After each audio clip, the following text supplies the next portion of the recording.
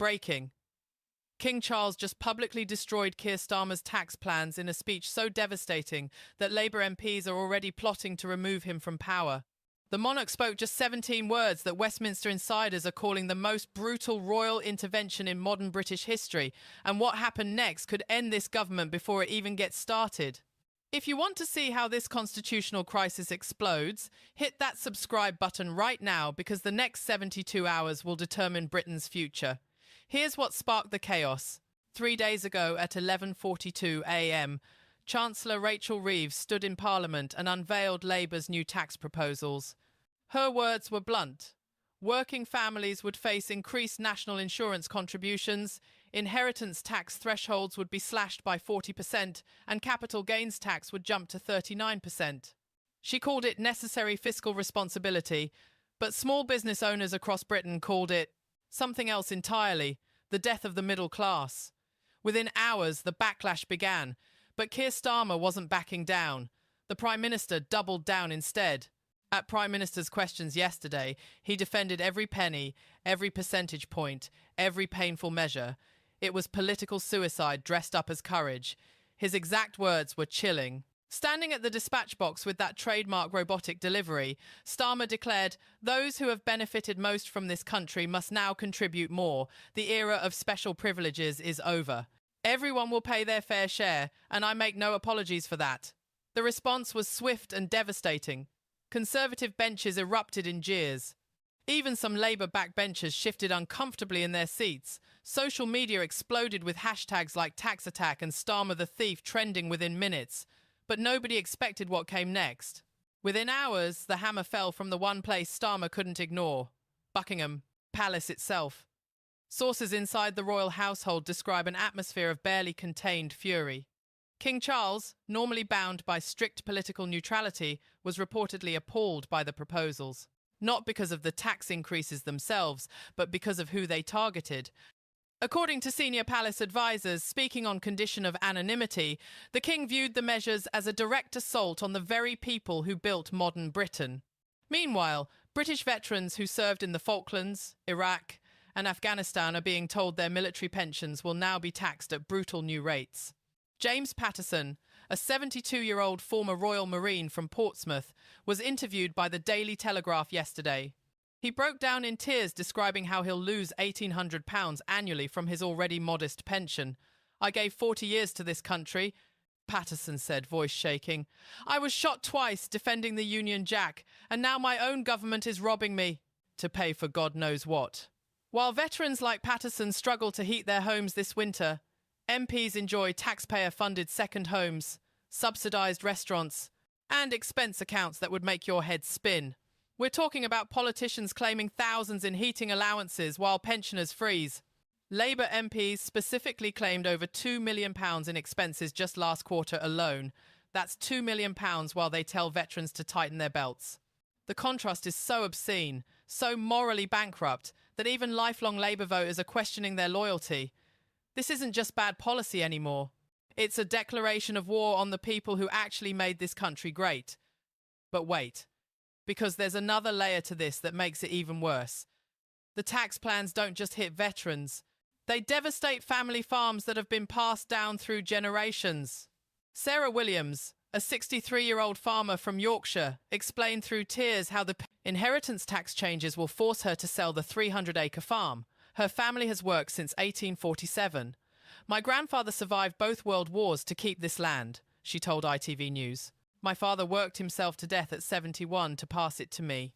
And now the government says my children will have to pay £600,000 in taxes just to inherit their own heritage."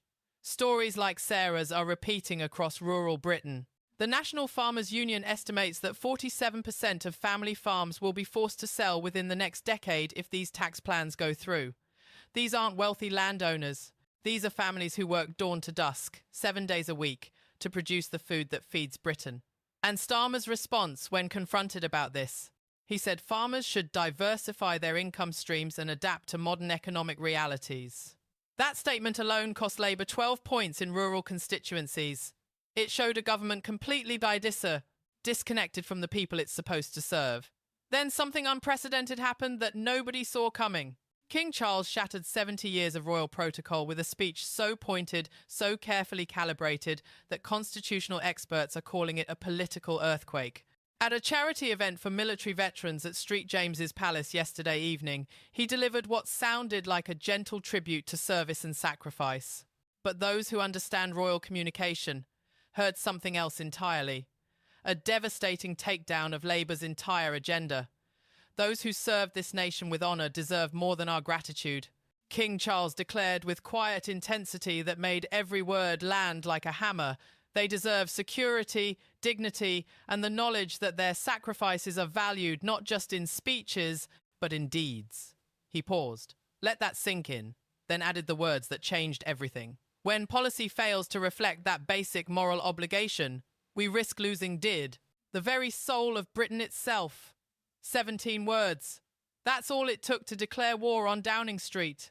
Palace insiders reveal that earlier drafts of the speech were even harsher, but senior advisers convinced the king to soften the language. What we heard was the diplomatic version. The original apparently included direct references to betrayal and broken promises. One palace source, speaking to the Telegraph on condition of anonymity, revealed that King Charles personally rewrote the speech 4 times, each version more pointed than the last, before settling on the final wording that still managed to devastate Starmer while maintaining plausible deniability. The optics are catastrophic for Starmer.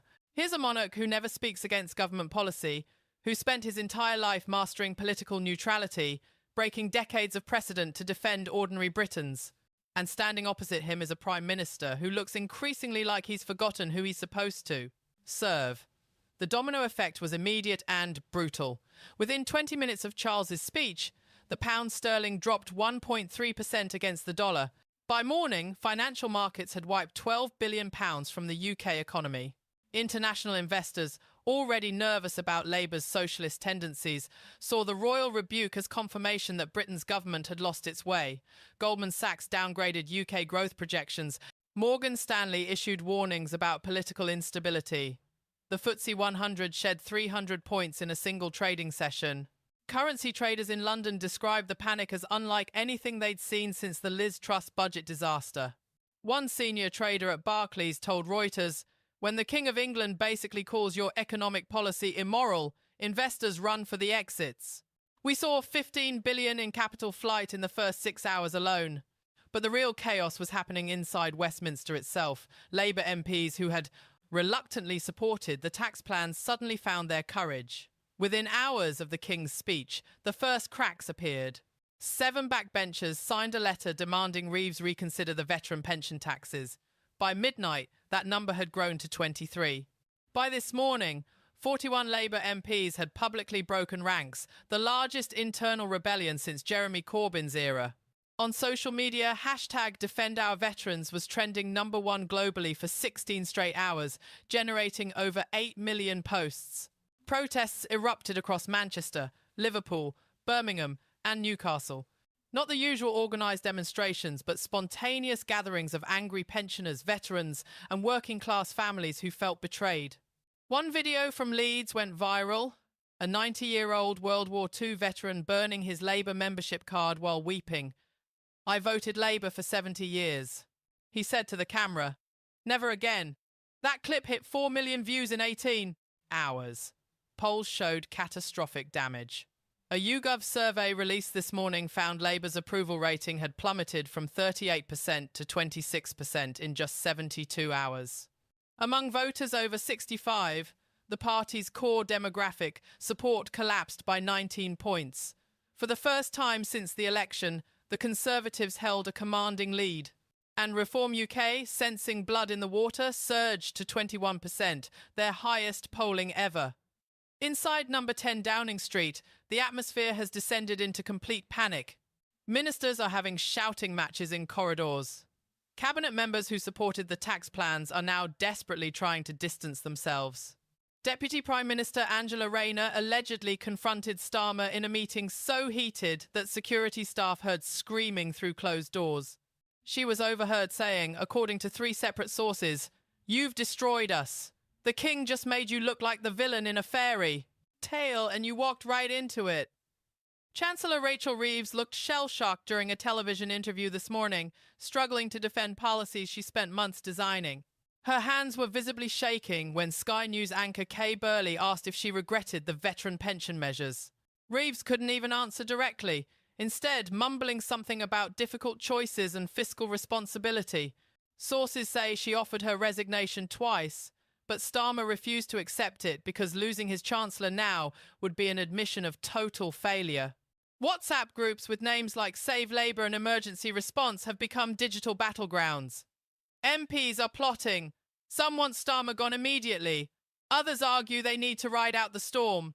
But nobody, not a single person in Labour's leadership, thinks they can survive this unchanged. The question isn't if they'll reverse course, it's when and how much damage they'll take in the process.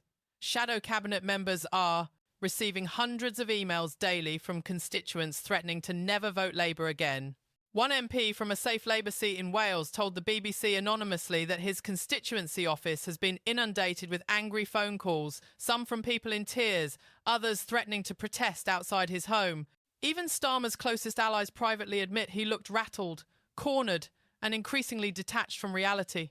One senior Labour MP, speaking anonymously to The Times, said something that should terrify Downing Street. He's stopped listening. He thinks if he just holds firm, people will respect his conviction. But conviction without wisdom is just stubbornness. And stubbornness in the face of a royal rebuke is political death. But here's the part that could bring down the entire government. Leaked cabinet documents obtained by the Daily Mail show that Treasury officials warned Starmer and Reeves 3 weeks ago that targeting veteran pensions would be politically catastrophic. The documents allegedly show detailed projections of public backlash, polling damage, and constitutional risks. Senior civil servants reportedly used phrases like electoral suicide and constitutional crisis in their assessments. One leaked memo from the Cabinet Office, dated October 18th, explicitly warned that measures affecting military pensions risk provoking unprecedented royal intervention given His Majesty's well-documented commitment to armed forces welfare. But according to multiple ARN sources, Starmer dismissed the warnings as conservative scaremongering. He apparently told his inner circle, "We weren't elected to be popular. We were elected to fix the country." If these documents are real, and if they show what insiders claim, then Starmer knowingly walked into this disaster. Think about what that means. He was told this would destroy his government. He was warned the king might intervene. He was given every opportunity to choose a different path. And he charged ahead anyway because he genuinely believed he knew better than everyone else. The arrogance of that decision, the sheer political recklessness, is breathtaking. The optics of that would be absolutely devastating because it means this wasn't a mistake or miscalculation. It was ideological blindness. And the British people, who just gave Labour a massive mandate, are watching their government commit suicide in real time. Meanwhile, Rishi Sunak is orchestrating what might be the greatest political comeback in modern British history. While Starmer implodes and Labour tears itself apart, Sunak appeared on BBC's Question Time looking calm, measured and prime ministerial. His message was simple and devastatingly effective.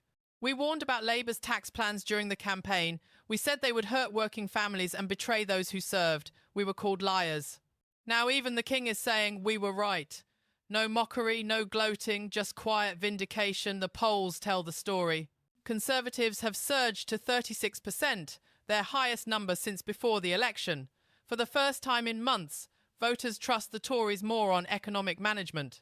Sunak isn't just rebuilding his party's reputation, he's positioning himself as the adult in the room while Labour burns down the house. And here's the twist nobody saw coming. Nigel Farage and Reform UK are now polling at 21%, just 5 points behind Labour. Farage has spent the last 48 hours wrapping himself in the Union Jack and defending King Charles with the passion of a true believer. While Labour attacks our veterans and ignores our king, Farage declared at a rally in Essex, Reform UK will always stand for British values, British traditions and British people. His strategy is working brilliantly. Disillusioned Labour voters are flooding to Reform. Working-class communities that switched from Conservative to Labour in the last election are now considering a third option.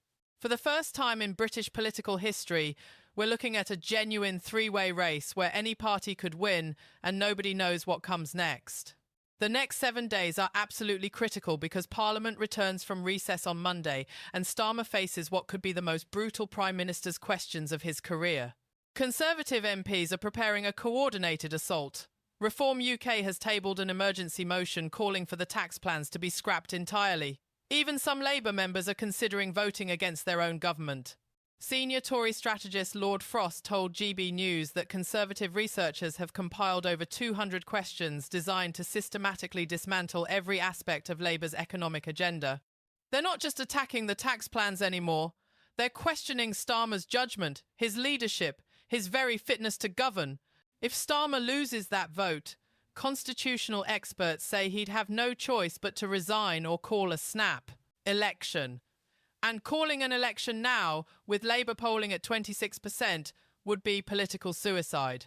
But refusing to back down would be worse because it would prove he's lost control of his own party. Britain is watching a government collapse in real time, a prime minister isolated and desperate, and a constitutional monarchy that just reminded everyone why it still matters. This crisis will be studied for decades as the moment when a leader's arrogance collided with a nation's values and lost spectacularly. Not since the abdication crisis of 1936 has Britain witnessed such a fundamental clash between Crown and government. At its epicenter stands Keir Starmer, who looks increasingly like a man who forgot that in Britain, attacking veterans and ignoring the king isn't conviction, it's career suicide. So here's the question that matters. Does Starmer survive this constitutional crisis, or is his government finished before it even started? Did King Charles just destroy Labour with 17 words?